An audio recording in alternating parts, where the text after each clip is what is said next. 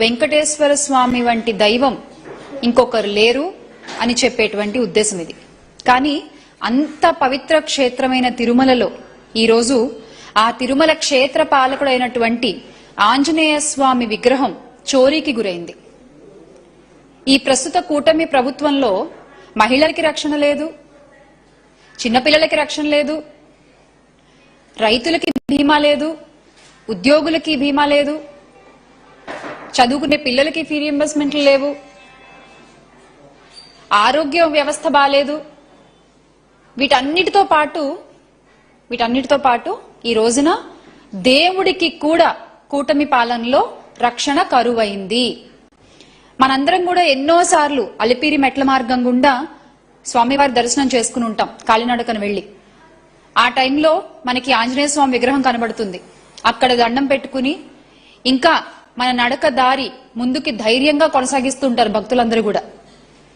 అలా ఎంతో నమ్మకమైనటువంటి 60 ఏళ్ల చరిత్ర కలిగినటువంటి ఆ పురాతన విగ్రహం ఈ రోజున కూటమి ప్రభుత్వ పాలనలో గౌరవ టీటీడీ చైర్మన్ బిఆర్ నాయుడు గారు చైర్మన్ గా ఉన్న సమయంలో ఈ రోజు తిరుమల క్షేత్ర పాలకుడి విగ్రహం ఆ క్షేత్రంలోనే చోరీకి గురైంది.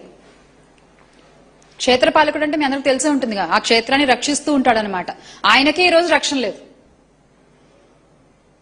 ఈ బిఆర్ నాయుడు గారు ఏ ముహూర్తాన చైర్మన్ పదవి తీసుకున్నారో గాని టీటీడీది, అప్పటి నుంచి టీటీడీ మొత్తం మనం ఇంతకు ముందు కని విని ఎరుగని ఎన్నో వింతలు, విడ్డూరాలు, అరాచకాలు, అన్యాయాలు అన్ని మనం కొండపైన చూస్తూ ఉన్నాం. ముందుగా ఎన్ని గోవులు చనిపోయాయో మనందరికీ తెలుసు. ఇదే ఒక పెద్ద అశుభం అసలు మనకి. ఎన్ని గోవులు చనిపోయాయండి ఆయన చైర్మన్ గా ఉన్న టైంలో. అలాగే కొండపై మాంసాహారం, మద్యం విచ్చలవిడిగా దొరుకుతుండడం, గంజాయితో బ్యాచ్లు కొట్టుకోవడం. ఇక పోనీ దర్శనాల విషయంలో ఏమైనా కాస్త జాగ్రత్తగా వ్యవహరిస్తున్నారా అంటే అది లేదు. తొక్కిసలాటలు, భక్తులు చనిపోవడం, గాయాల పాలవడం, వీటన్నిటికీ తోడు ఈరోజు ఆ క్షేత్రపాలకుడి విగ్రహమే చోరీకి గురవడం. అంటే ఆయన టీటీడీ చైర్మన్ పదవిని కూడా ఆయన ప్రైవేట్ ఛానల్ చైర్మన్ పదవిలా చూస్తున్నారేమో. అక్కడ ప్రైవేట్ ఛానల్ నడవాలంటే ఏం చేయాలి? దందాలు చేయాలి, బెదిరించాలి, డబ్బులు వసూలు చేయాలి, అబద్దాలు చెప్పాలి. అలాగే ఇక్కడ కూడా చేస్తున్నారు. ఇంకా ఇవన్నీ బయటకు వచ్చిన నిజాలు, బయటకు వచ్చిన అన్యాయాలు టీటీడీలో జరుగుతున్నవి. ఇక రానివెన్నో, బయటకు రానివెన్నున్నాయో. ఇంకా ఈ రోజున దర్శనానికి వెళ్లిన ప్రతి ఒక్క భక్తుడు కూడా చెప్పే మాట సదుపాయాలు సరిగ్గా లేవు, దర్శనం సరిగ్గా అవ్వట్లేదు, ఇది వరకుట్లా లేదు. మళ్ళీ మాట్లాడితేనేమో చెప్తారు ఒక్కొక్కళ్ళు, ఇంత పెద్ద పెద్ద డైలాగులు చెప్తారు. మేము సనాతన రక్షకులము, మాకు ఆంజనేయ స్వామి అంటే విపరీతమైన గౌరవము. మరి నిజంగా ఈ మాటలు మాట్లాడిన పెద్ద మనుషులందరూ ఈ రోజు ఏమయ్యారు? ప్రతి సంవత్సరం హనుమత్ జయంతి రోజున ఎంత వేడుకగా, ఎంత వైభవంగా తిరుమల తిరుపతి దేవస్థానం ఆధ్వర్యంలో ఇప్పుడు చోరీకి గురైనటువంటి హనుమంతుడి విగ్రహానికి ఎంత వైభవంగా పూజలు జరిపిస్తారు. మరి ఈ రోజున ఆ విగ్రహం చోరీకి గురైందే, సీసీటీవీ కెమెరాలో కూడా రికార్డ్ అయిందే. మొత్తం యొక్క టీటీడీ యొక్క భద్రతా వ్యవస్థ పైనే ఈ రోజున ప్రశ్నలు తలెత్తుతున్నాయి కదా ఈ సందర్భంలో. మరి ఎందుకు ఒక్కళ్ళు కూడా వచ్చి మాట్లాడట్లేదు? ఒక్కళ్ళు కూడా ఎందుకు దీని మీద ఇప్పటి వరకు సమాధానం చెప్పలేదు? ఎక్కడ ఏ మెట్లు అడగాలని ఆలోచించుకుంటున్నారా? ఇంకా మళ్ళీ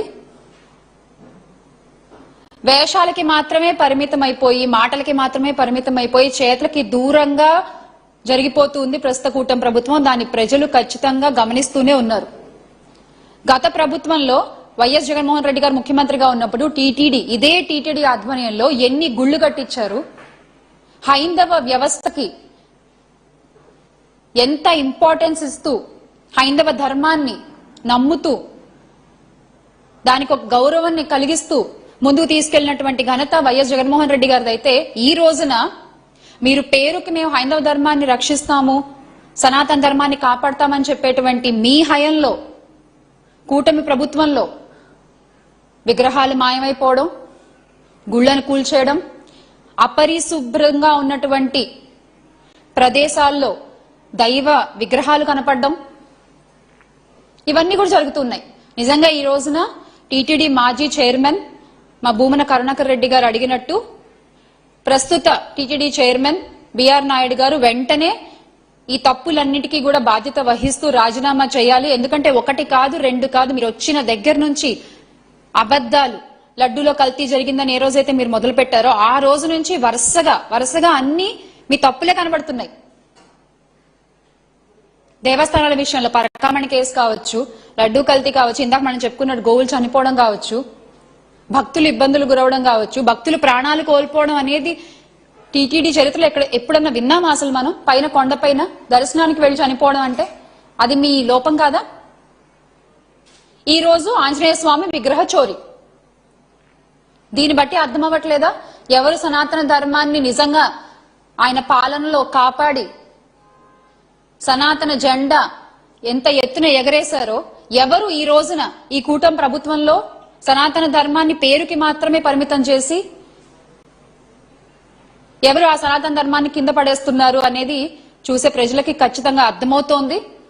మరొకసారి బిఆర్ నాయుడు గారు ఈ తప్పులన్నిటికీ బాధ్యత వహిస్తూ ఆయన వెంటనే రాజీనామా చేయాలి అని భూమన కరుణాకర్ రెడ్డి గారు అన్నట్టు వైఎస్ఆర్ కాంగ్రెస్ పార్టీ తరఫు నుంచి మేము కూడా ఇదే కోరుకుంటున్నాం. సనాతన ధర్మాన్ని మాటలతో కాదు చేతలతో కాపాడుకుందాం.